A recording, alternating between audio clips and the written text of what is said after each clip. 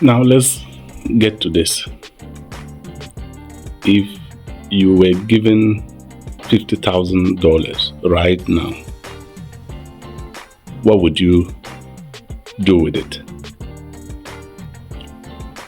I have something to share with you. It's about entrepreneurial skills, and it's about learning the path to wealth creation. Back to that question, I think in Africa, if you pick randomly, let's say 10 young adults and ask them the question I posed in the beginning. If they were given $50,000, what would they do with it? I think out of the 10, most of them will mention those businesses. They will tell you they would use that money to start something. However, if that money is given to them, I tell you within 5 out of the 10 will squander the whole money within the first 5 months. At least the 5 will start something, but I tell you, only one might succeed in starting up a business. There's also this category of people who have very good business ideas. It's in their heads. And they had always come to the conclusion that they lack capital. And for that matter, they cannot implement their business idea. Let me focus on that one person that will succeed if given $50,000. This one person, I think, is following the principle of wealth creation. That one person understands money. Now look around you in the society in which you live. There are successful people there. There are people who you know have wealth.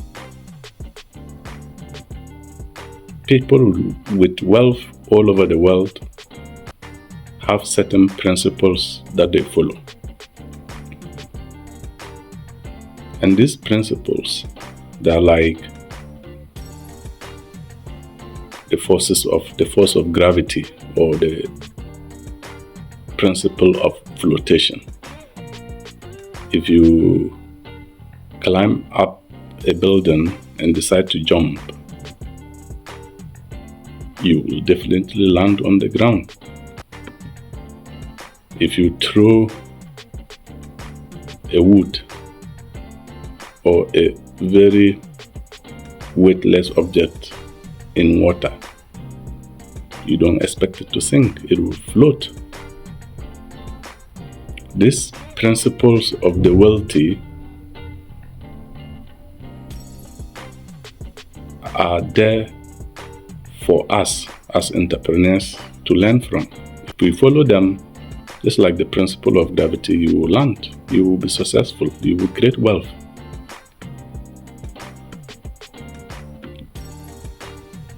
And mostly,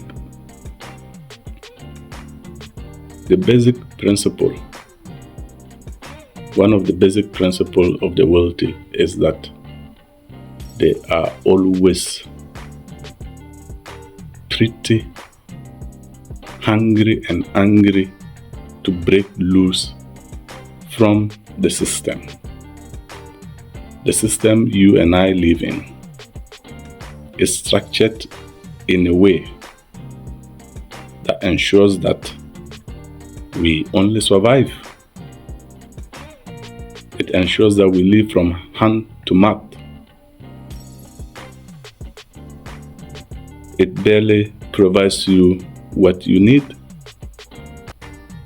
just to survive. It doesn't give you the opportunity to dream big.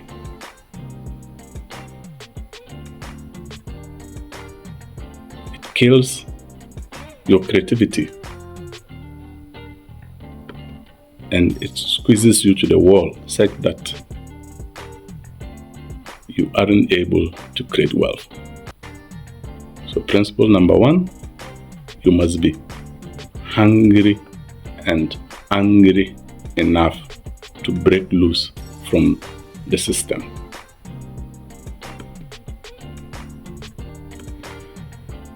Principle number 2,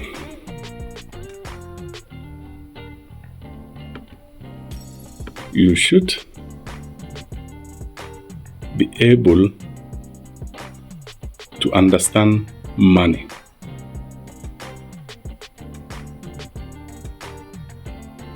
When you have too much money, the system cannot handle you, so you are able to move out of it. But in order to make money or create wealth, you ought to understand money. What is money? The exchange for goods and services. Yes, it is very important. However, you ought to understand that money is also a spirit. Money has a good spirit and it has a bad spirit. At the secondary school level, we were taught about one characteristic of money, which is its ability to circulate. Another characteristic of money is that it can easily multiply. You get it? Money circulates and it can easily multiply. And if you even understand it better, if you understand the multiplication aspect better, then money can compound. That's Warren Buffett is using the compounding nature of money to create wealth. So this information tells you as an entrepreneur that it's pretty much easier to create wealth because it circulates, it can multiply, it has no boundaries, and that is how,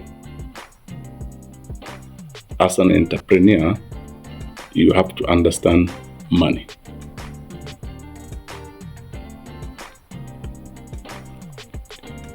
So if you are a government worker, you pick up your loan and then you have to pay your rent. You must buy food for your family. Fix the car. All this ensures that the money you pick at the end of the month moves out of you. That's the circulation part of the money. And then those who invest money realize that they get something out of it. You buy something at $100 and then you sell it for $120, and with time that amount profit you make increases. That's the multiplication part of money.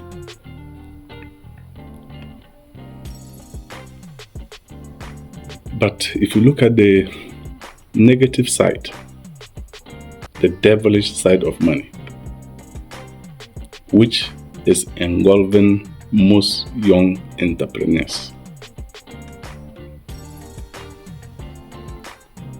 When you have it, when you have money, immediately money comes into your pocket. It engulfs you. It takes control of your mindset. It tells you that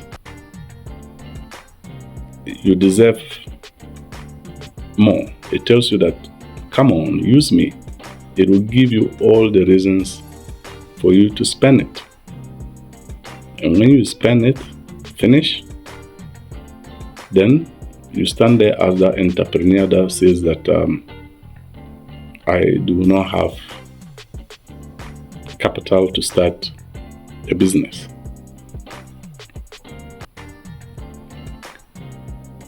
So first of all, you ought to understand money, the good spirit and the bad spirit. The entrepreneurs uses the good spirit of money, which is circulating ability, is multiplication ability to create wealth. Now, let's come back to those who starts businesses and don't succeed in them. I think in Africa you see a lot of businesses erupting, but you see them collapsing at the same rate. What could be the reason?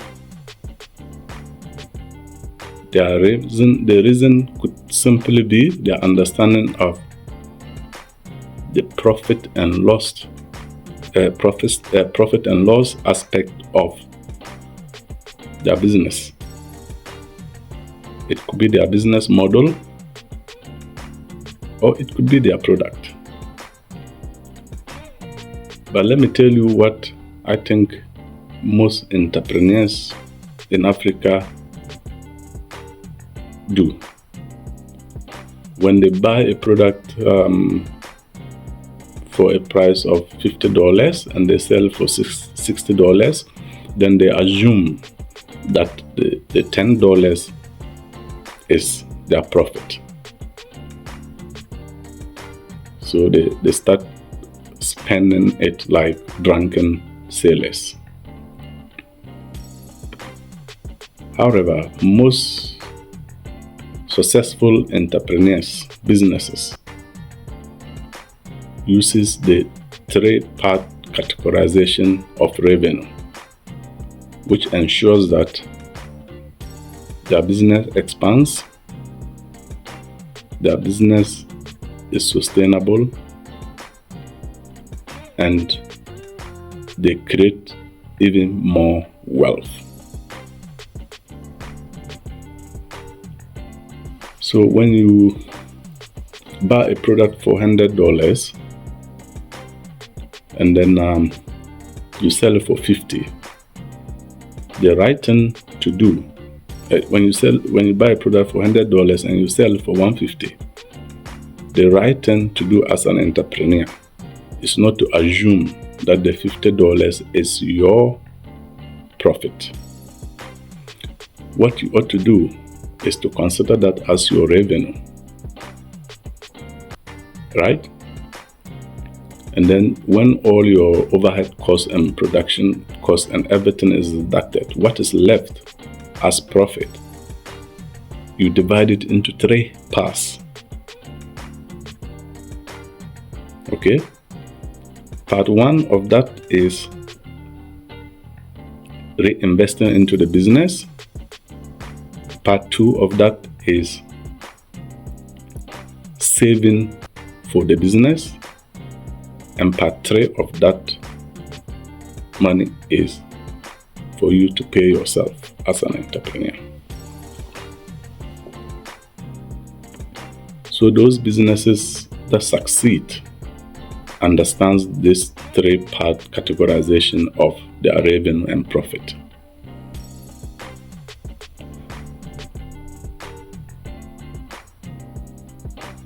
So do not spend all the money and assume that it's a profit anyway.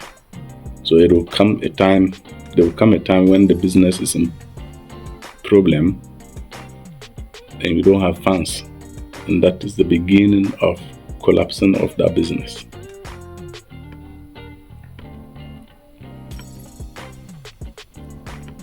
So now that you understand money and how to categorize your revenues and profit into 3 parts, where do you start? Every business starts with an idea. How do you find that good idea? Every idea must be to solve a problem. So mostly all you need to do is look at the production line or supply chain of every business and find out where you think your skills and abilities and resources fit best. And then you go in there and place yourself. Remember that money circulates, and the only way to catch it is by setting a trap. And what is that trap? That trap is business, is entrepreneurship. So you find the right place yourself, and then you do something different.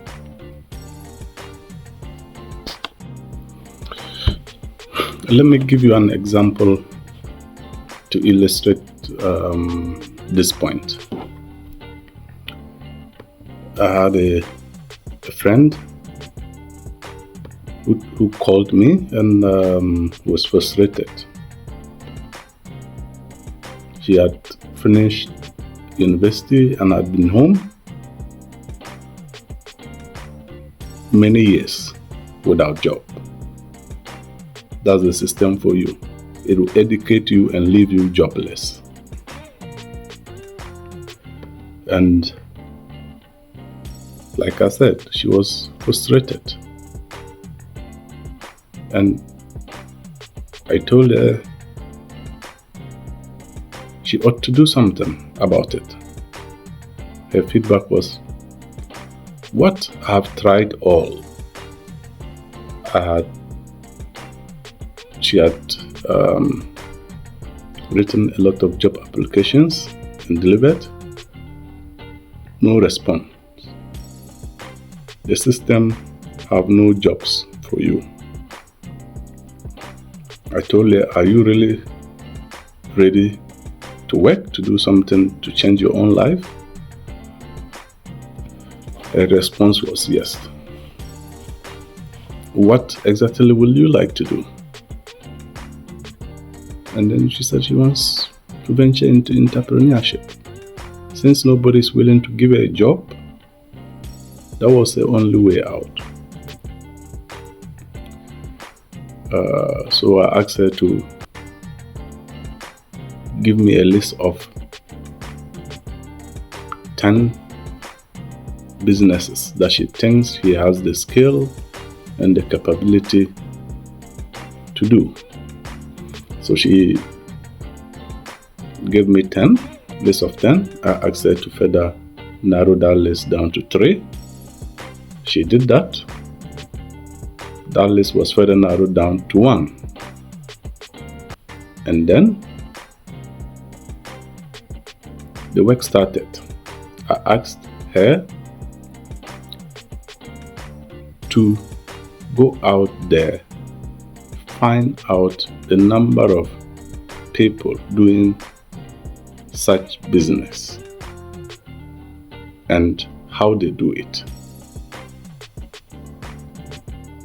Yeah. She went out there, did that research, came back and informed me that there were a lot of people doing that business, and she was virtually even discouraged.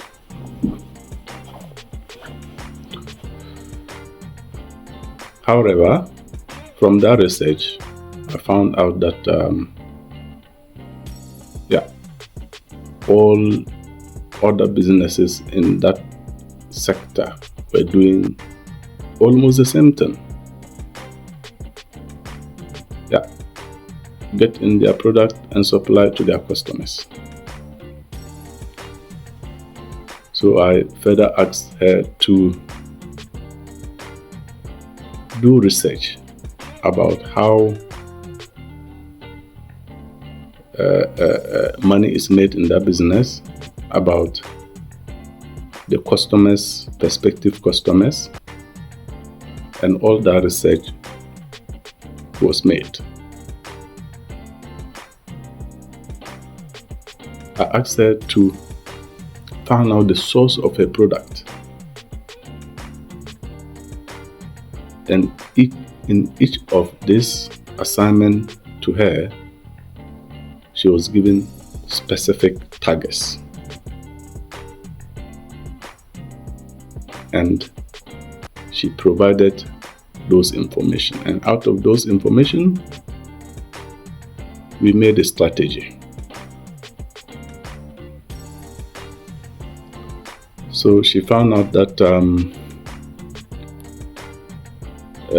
the source of a product, the cost per product, and how much is being sold to customers. And the strategy was simple. Go to these customers, offer them the same price of their product, and help them take out their production cost. So these customers, they go to the supplier and get the products for $15 per product, and that's excluding transportation cost. So the strategy was to help these customers acquire the same product but not transportation cost. So she was to get the product and deliver it to the customer. And then every consumer or customer is always looking out to save money. So they will definitely come on board. And then she also managed to tell these customers to provide upfront payment for her to supply the goods, which they did. And why do you think they agreed to that? Because she was solving the customers' transportation problems. So they gave her upfront money, and she went and supplied these customers. What is the innovation here? Eliminating customers' transportation problems,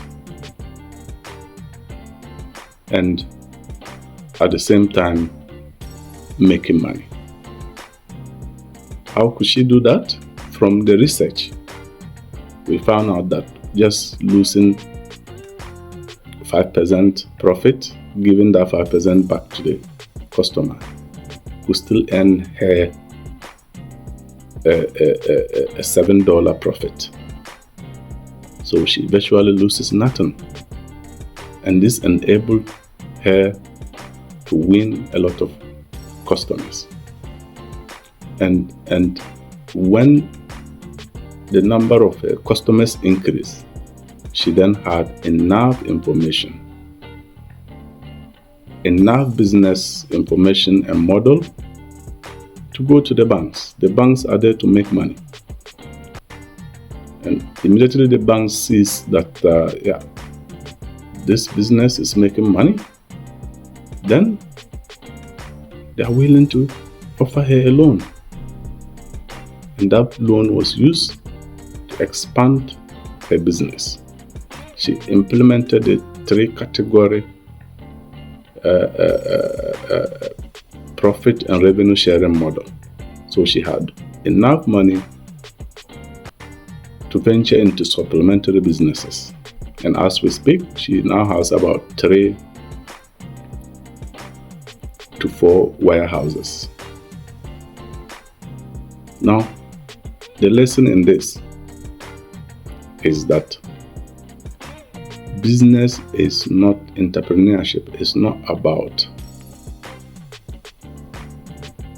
just having the idea in your mind. It's about going out there and working off your butts, doing the research, understanding your business, how the money is made, the customers, your competition. All this is what is critical. When you understand your business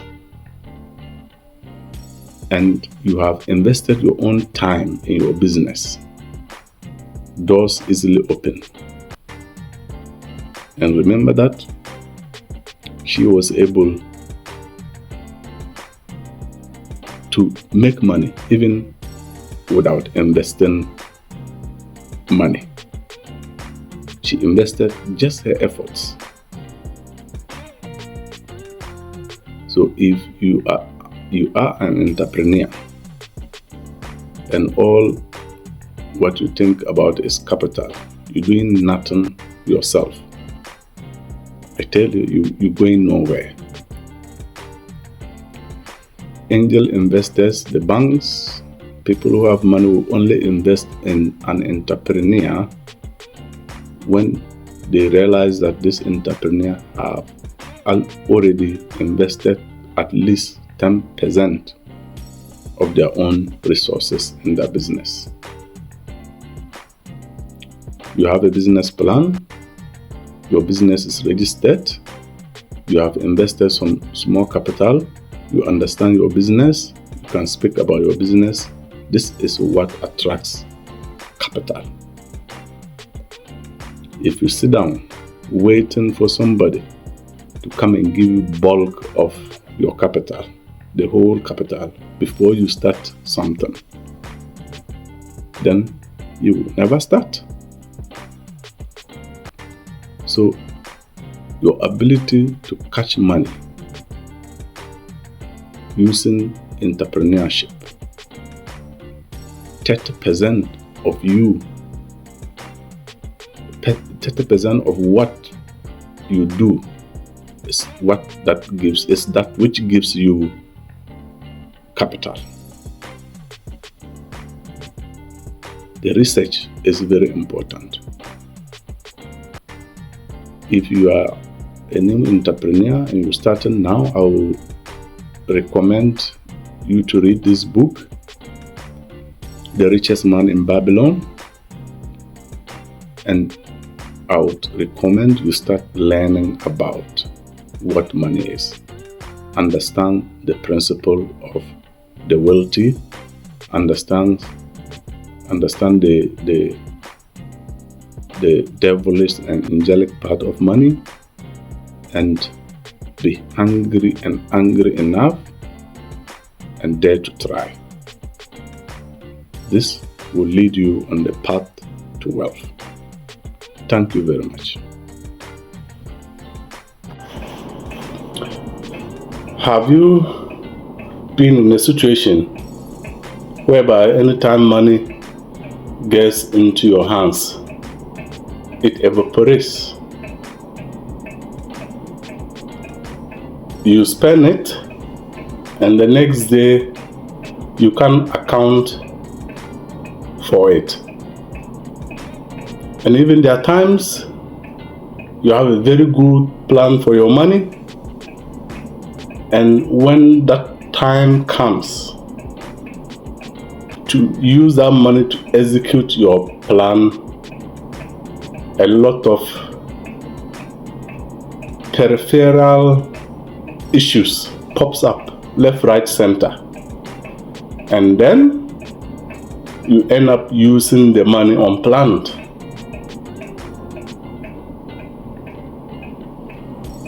Then you become that entrepreneur that says with a very brilliant business idea, and then have no capital to execute it. Sometimes you would even question yourself, why is this happening to me? Why is it that money cannot stay in my hands? This is what sometimes the spiritualists describe as your palm is leaking. That is the devilish nature of money in control. However, I'm here to tell you how to beat that devilish nature of money. I have been through it before. It has happened to me severally.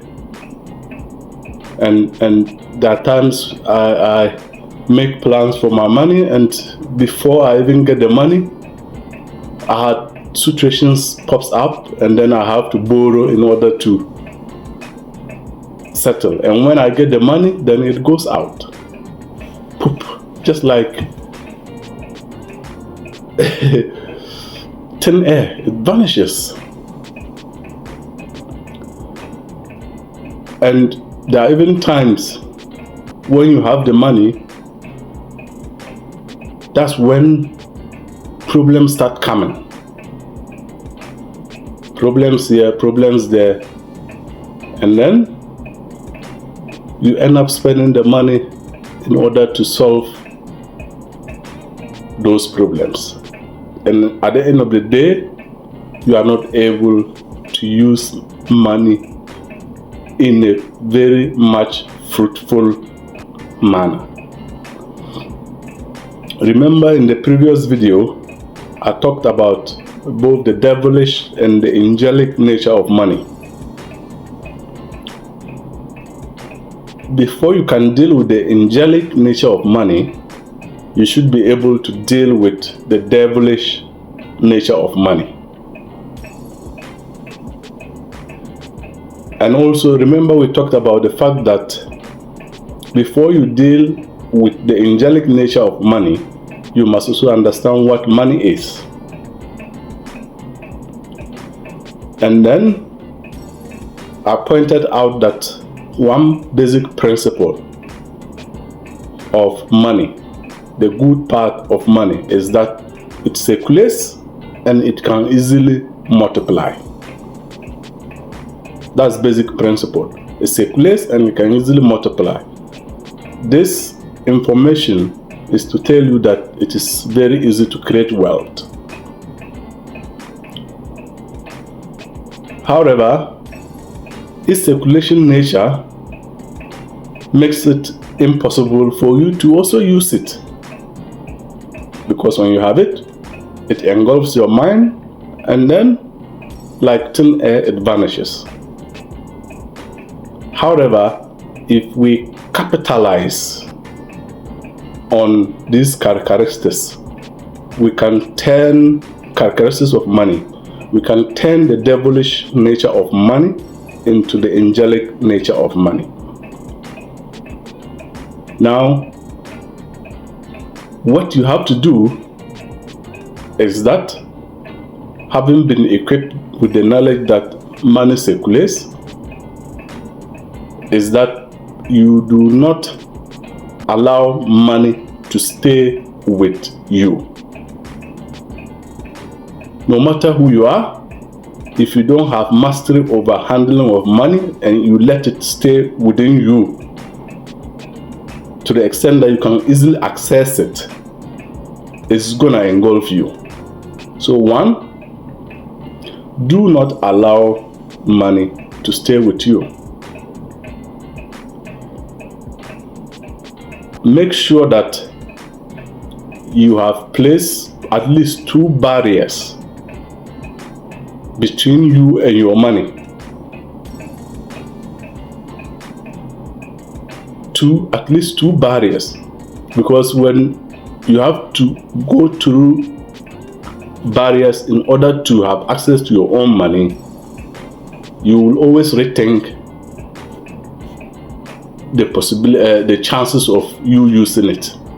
You will rethink that, no, I just don't have to take it. It's stressful.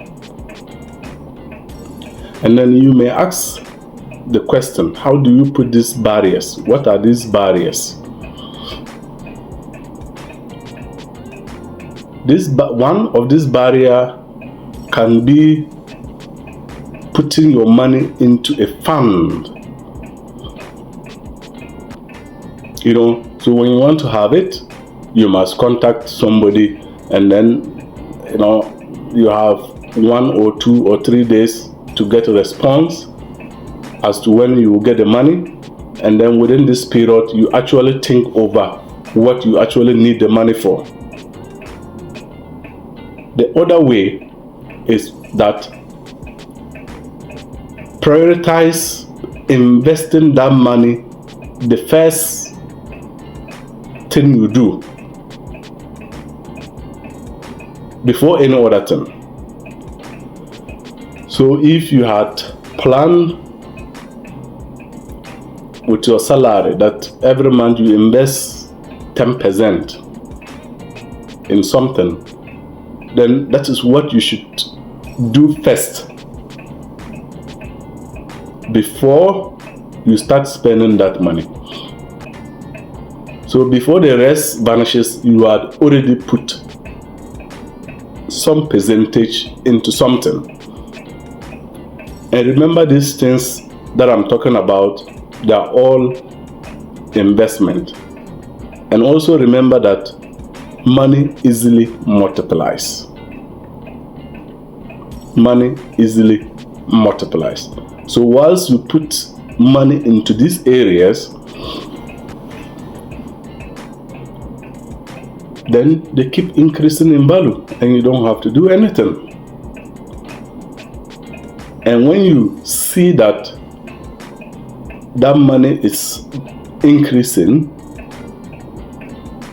you are rather motivated to even put more than to spend. So it's very critical to identify your weakness with money. Like I said earlier, for me, it was that when I have it, I feel pompous. I'm the big man. And then I spend it anyhow without thinking. And then I realized that this was leading me to nothing. So I decided that after having understood the principles of money, not to allow money near me. So every month, when I receive my salary, and I make sure that the necessary bills are paid, then the rest of the money will not sit in my bank account because it is easily accessible to me. I immediately pick it out, put it into investments for it to do what it does best. That's to increase in value.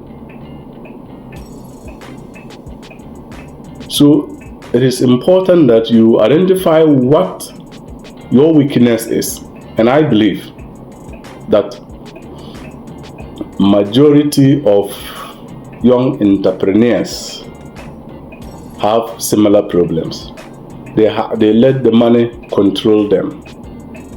They let the money stay with them, and once they are able to have access to it anytime that they want, then they easily spend it. Now you ask me the question, okay, if problems will come, if the need for money will come, why wouldn't I have some money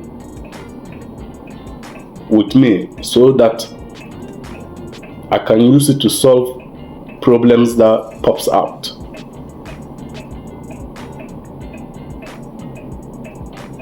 If this is the plan, I can tell you that there is no way you would ever put money into use. I do it anyway, and I wait for the problems to come.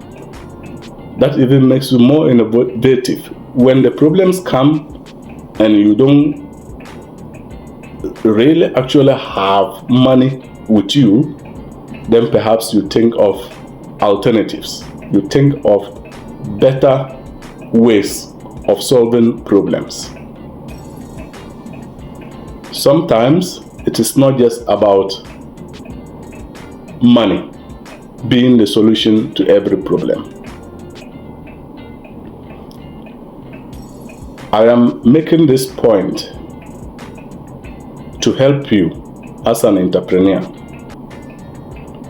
that when you really mean business and you want to succeed, you want to create wealth, you need to understand that if you allow money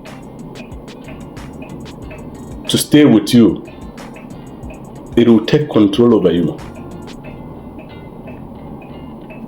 Create barrier between you and your own money. Make sure that this money goes out and do what it does best.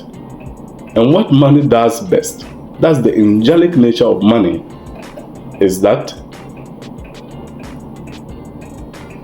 it can easily multiply. So if we understand this, we will not be allowing money to stay with us. I have seen people,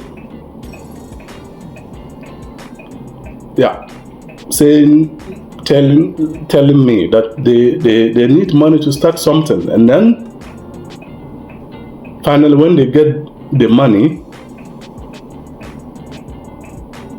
if the whole of it doesn't go into something else, maybe just about 10% of that money will go to in what was originally planned for that money. This is because it's the devilish nature of money. It will engulf you. You must gain mastery over handling it. So for me, what has worked, like I said, is not to have access to it. And you remember in the previous video, I talked about, I recommended a book to young entrepreneurs, which is The Richest Man in Babylon. If you read that book, there is a page, I don't remember now which page, but if you read it, there is a portion that talks about investment. What percentage of your money should go to investment? And the point that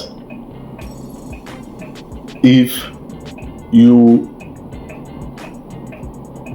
don't put some percentage of your earnings, your income, into something else that will bring more money, then you will still be wallowing within the system. There wouldn't be any possibility to break loose of the system that we are in now. You will not have any possibility to create wealth. Yeah. There's also this category of people who will tell you, I don't work, I don't have income, I don't have any earnings. How do I then put something into investment? And there are this group that also thinks that investment must be a huge sum of money. That is still the devilish nature of money, because it will always give you reasons not to take initiative. It will engulf you when you have it, make you to spend it anyhow, and then you find reasons to tell yourself why you would not be able to succeed, and then you go in circles. There was a point I told myself that, come on, I'm not working. How do I save? How do I make some other investment? And then I decided to kind of find out how much money I use within a day. Even though I claim I don't have money, I realize that I have money to buy food. I realize that I top up my mobile phone with credit and I make calls. I realize that I buy beer. I realize that, shockingly, within a day, I use close to $100, even though I do not have money. Even though I claim I'm not working, I have nothing to save. So when I find out that even though I don't work, even though I have no permanent source of income, I have no earning, if I do something with my lifestyle, I will realize that there will be something to save, to invest. So through this, I was able perhaps cut the calls, be wary of how much I spend on food, how much I use on drinks, and this is how come I was able to register my very, very first company, because I didn't have money to register it.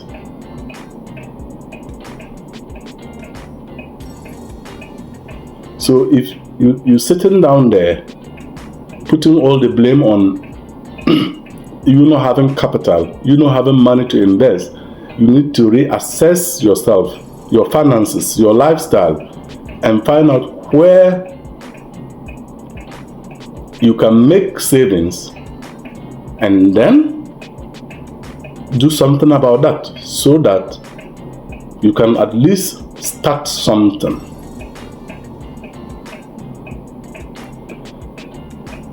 This is very important. You don't need to be sitting down there and waiting for somebody to give you the money. You ought to be disciplining yourself. And like I said, if you want to create wealth, you must be hungry and angry at the same time. And then you must have the energy of a bull. This is what can help you do something about the situation. So, in order, or better still, the proven way for me to have dealt with the devilish nature of money is that I did not allow it take control of me. It doesn't even come nearer to me, let alone taking control, because I got to understand that when you give it chance, it will take control of you. It will give you all the reasons to spend it. It will circulate out of you and becomes the owner of someone else. So in investment, we say that people who invest have full control over money, knows where to put money for it to work as it should work. Those people have diamond hands. However, this is not a very easy task. Think about it. You have lived your whole life and money has always controlled you. You cannot just wake up one day and have mastery and control over money. No, it doesn't work that way. It has to be consistent practice. Consistent practice. Set up small goals. Okay? In my case, like I just said, it was just to register a business, which I've always wanted to do many years. And then there are times I have money that can even register 5 to 10 businesses, yet I don't register a business, and I spend that money, and the next day I'm complaining that, oh, I need money to register a business. Just setting up small goals, saving for small things. With time, it will become a habit, and you will gain control over money. And when you then have control over money, that is one of the important bricks towards wealth creation. You see that most of the wealthy guys we see around in our society, if you meet them somewhere and set them, try to see how much money that is in their possession, you will find nothing. Most of them have financial accountants that breaks them, that reminds them, that gives them reality check on what they are using their money for. It is because they understand this devilish nature of money. It is because they know that if they have the money in their possession, they will end up spending it anyhow, like drunken sailors.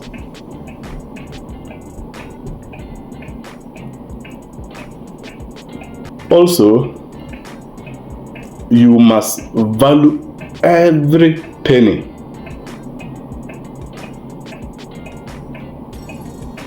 In investment, we have a principle, that says that if you cannot manage a $1, don't expect that you can manage a $50. So if you don't value money, you don't respect it when you have it, you use it anyhow.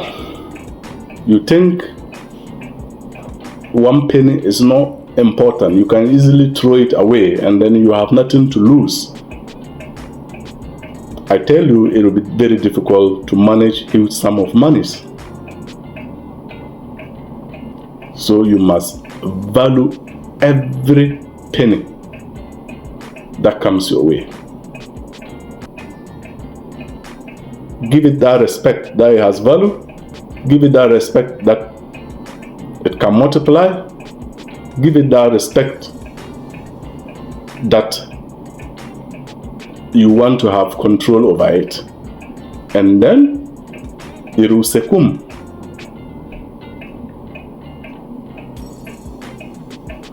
So I know that perhaps you are thinking, yeah, this is very complex. I don't have any money. But I tell you, if you reassess yourself, revalue yourself, how you spend, your way of life, your lifestyle, things you do, you realize that there are points in which you use money. And if you are conscious about it and try to pull out something from these points that you end up using money, then you will realize that you actually can do something about the situation. You can actually have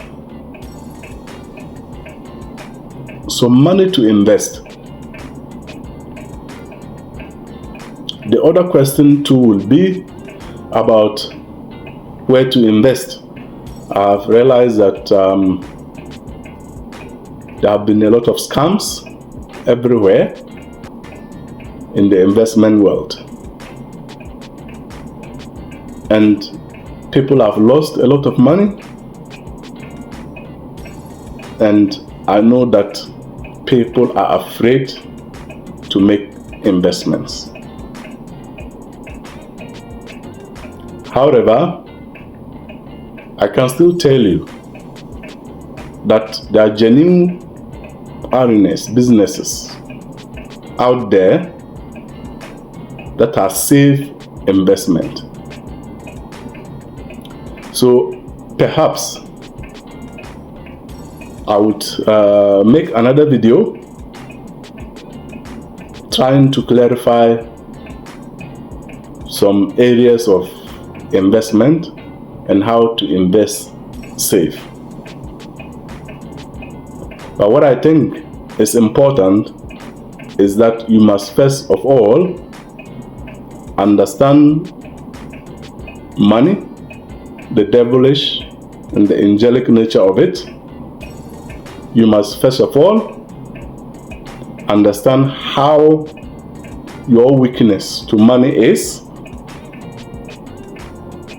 and try to deal with it. And I just gave you a tip that in my case, I do not allow money to stay in my hands.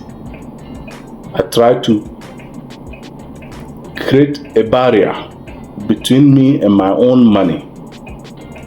A barrier that ensures that I perhaps must rethink before I use the money. And when all these are in place,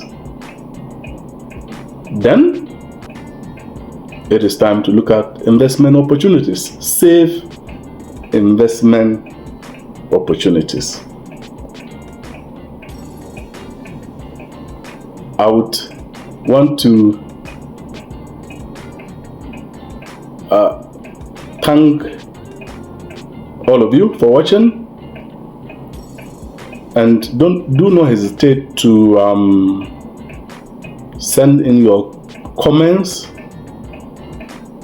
or contributions so that together we can look at it, because I think that two heads are better than one, and if we combine forces and energies together, we create wealth.